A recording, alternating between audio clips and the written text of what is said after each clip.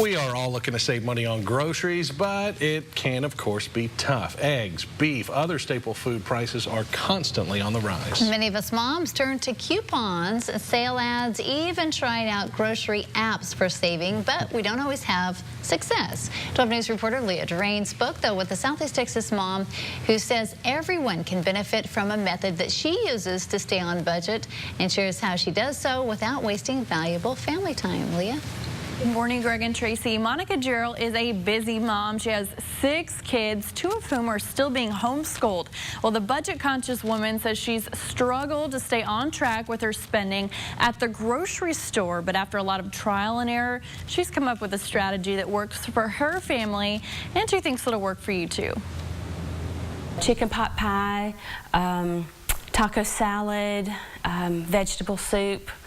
Those are quick and easy. Monica Gerald says she can hold her own in the kitchen, but feeding her family and staying within her weekly grocery allowance, that hasn't always been quick and easy. With budget-busting traps with every turn of the shopping cart, this Viter mom of 6 says it took a lot of experimenting to come up with a plan that actually works. I did couponing for a while. I would get each of the weekly ads and go from store to store and buy, what was on sale at each store. Gerald says she realized these methods took up a lot of valuable family time, and she says she ended up spending more at the grocery store. I was beginning to be tempted to buy things that weren't in the budget just so that I could save that extra 30 cents. Gerald says she conquered her grocery budget by using a food storage method.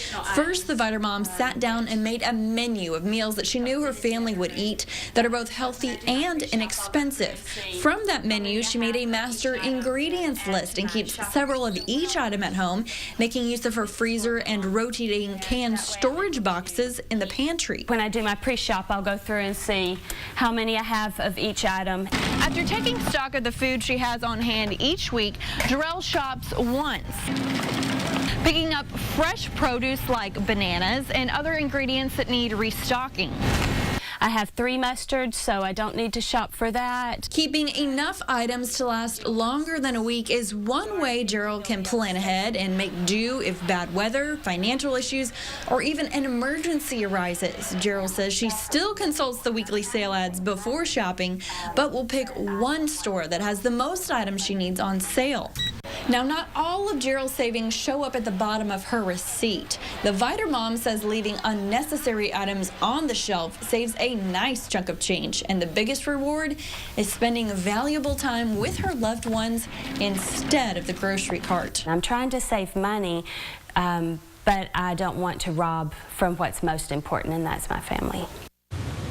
Now, Gerald says the easiest way to actually blow her budget is to make those extra trips to the grocery store or not to stick to her list. So she says those snacks that are so tempted, she goes, nope, I'm going to stick to my list, and then hopefully not make any extra trips for one ingredient, just save it for that weekly shopping. You know what else helps? Don't take your kids with you, because they throw everything in the basket. They try to pick everything off the shelves, and don't go hungry, right? Okay, so that master list, is there room then for trying new recipes, or do you have to stick with those same recipes? I asked Monica a little bit about that. What if you want to try something, experiment?